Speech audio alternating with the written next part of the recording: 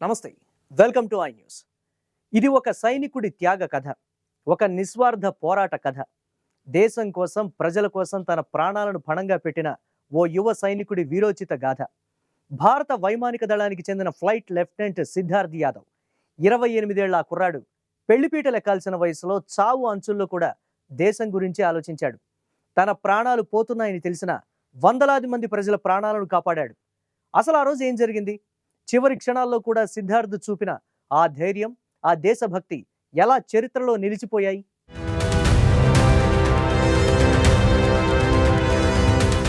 అది జామ్నగర్, గుజరాత్. ఆ రోజు రాత్రి భారత వైమానిక దళానికి చెందిన ఓ Jaguar fighter jet routine training కోసం బయలుదేరింది. ఆ జెట్ లో ఉన్నది మన ఫ్లైట్ లెఫ్టినెంట్ సిద్ధార్థ్ యాదవ్. ఆయన కో పైలట్.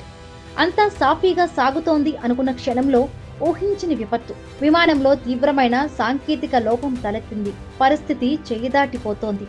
క్షణాల్లో ప్రమాదం జరగబోతోందని అర్థమైంది. సాధారణంగా ఇలాంటి సందర్భాల్లో పైలట్లు తమ ప్రాణాలు కాపాడుకోవడానికి ఎజెక్ట్ అవుతారు. అంటే జెట్ నుండి సురక్షితంగా బయటకు దూకుతారు. సిద్ధార్థ్కు కూడా ఆ అవకాశం ఉంది.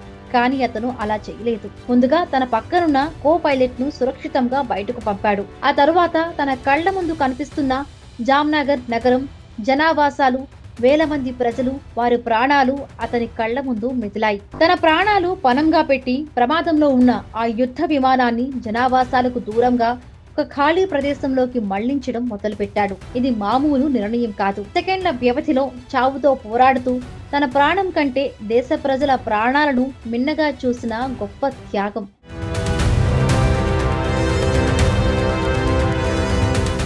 జెట్ ను సురక్షిత ప్రాంతానికి మళ్లిస్తున్న క్రమంలో ఆయనకు తీవ్ర గాయాలయ్యాయి.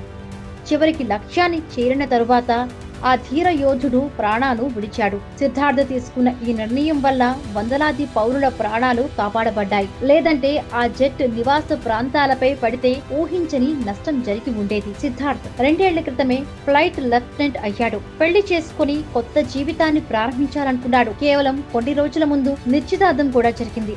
నవంబర్లో పెళ్లి పనులతో కుటుంబం మొత్తం సంతోషంగా ఉన్న వేళ ఈ విషాద వార్త పిడుగుపాటులా పడింది. ఆయన నిశ్చితార్థం చేసుకున్న అమ్మాయి సానియా, బేబీ నువ్వు నన్ను తీసుకువెళ్లడానికి రాలేదు, నాకు మాటిచ్చావు అంటూ విలపించిన తీరు గుండెల్ని పిండేసింది. సిద్ధార్థ్ తండ్రి కూడా సైన్యంలో పనిచేశారు. నా కొడుకు ప్రాణాలు కాపాడుతూ చనిపోయాడు, అది నాకు గర్వం అంటూ కన్నీళ్లు పెట్టుకున్నారు. సిద్ధార్థ్ యాదవ్ కేవలం ఒక సైనికుడు కాదు, అతను దేశభక్తికి నిదర్శనం. చివరి శ్వాస వరకు తన కర్తవ్యాన్ని నిర్వర్తించి ప్రాణాలు త్యాగం చేసిన ఒక అసలైన హీరో. ఆయన త్యాగం భారతదేశ చరిత్రలో స్వర్ణ అక్షరాలతో లెక్కించబడుతుంది.